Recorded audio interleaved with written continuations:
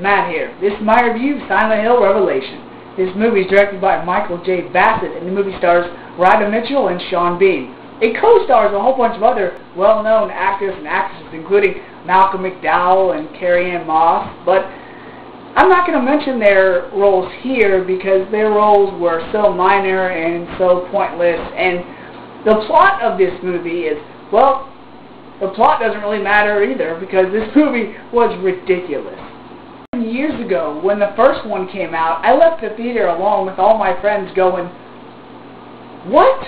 We were so confused by it. So when I found out they were finally making a sequel, my only hope was, please answer the question of the first one. Please explain, the ending to the first one. And they do explain it in this movie, but this movie brought nothing new to the table. It was just like the first one, just a lot more gross and disturbing, and this movie was the Transformer movies meets the Hellraiser movies meets Harry Potter. Going to the sequel, I was kind of hoping they would take this movie in a new direction. Yeah, bring back Silent Hill, of course, but do away with all the cult, Salem witch haberdashery that was in the first one.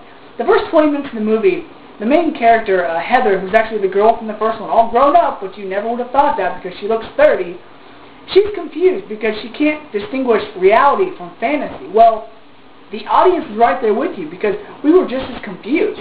And then she gets to Silent Hill, and that's when we get elements of the first one being ruled, the city of Silent Hill, but then it's all warped and twisted. It's like one of the Hellraiser movies because it's like just when you think you know who the villain was, they start introducing all these other creatures, and you're like, how much more bizarre and weird are these creatures and is this world going to get? And then there's all these jump scares that are just pointless because, yeah, they did make you jump a little bit, but it's like every 5 seconds there's a jump scare. And then it becomes like the Transformer movies because they start introducing all these elements. It's funny because actually there's an item in the movie called the Key of Metatron, which they start introducing all these new things that just do nothing but confuse the audience. And then it becomes Harry Potter. They do a whole Harry Potter, Voldemort type thing where the bad chick and the main character girl are like one and the same. And it's like, oh my gosh, Silent Hill, how far you have fallen. The upside for me was that it was good to see Sean Bean in this again. And it was also nice to see a bunch of well-known actors and actresses. But unfortunately, every time you saw one of these characters, you thought, okay, the movie's going to make more sense, and it's going to go somewhere, and it's going to get better because I know this actor. No, they're on the movie for like 5 minutes tops, and then they're gone. And then the movie gets even more out there, and they start introducing more elements, and it's like, what? Come on. Like, did the studio send out a script to a list of actors and actresses? They were like, oh, what are these people doing? Nothing? Okay, great. Send them the script. And then what did the actors do? Look at the script and go, what's this movie about? Okay.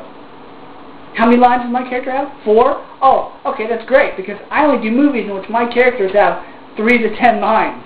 And just like Malcolm McDowell, great actor, pointless in the movie. Martin Donovan, known actor, pointless in the movie. Carrie-Anne Moss, Carrie-Anne Moss, well-known actress, pointless in the movie. She looks like Alice from Tim Burton's Alice in Wonderland, just aged about 20 or 30 years. I mean, she's looking rough. And this movie, I should just stop the review here, because this movie just was terrible. I didn't like Resident Evil. I didn't like this one even more. So, because this plot was just way out there, and there's just so much wrong with this movie, they didn't move this movie into any new direction whatsoever. From a rating of a 1 to a 5, I wanted to give Silent Hill Revelation a 2.5 only because of the well-known actors and actresses, but all of their roles sucked. So from a 1 to a 5, Silent Hill Revelation is getting a 2. I mean, this movie is bad. There's a scene where the main character goes into this dark room with a flashlight. No joke. She shines the flashlight into the camera at least 5 times. However, give the movie some small credit, and that being about the sets and the setting. I had a hard time distinguishing sometimes what was CGI and what was an actual physical set. That being, of course, the fog and the ash leading into Silent Hill was pretty cool and eerie looking at times, but then at the end when a certain character leaves, it just looks really, really bad.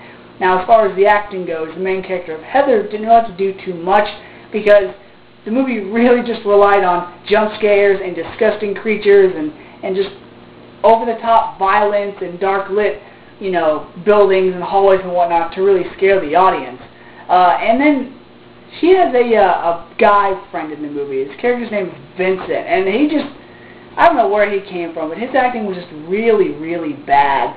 As far as the other actors and actresses go, well, I said before, you can't really say, oh yeah, that person did a good job, because all the actors in the movie are there 1 second, gone the next.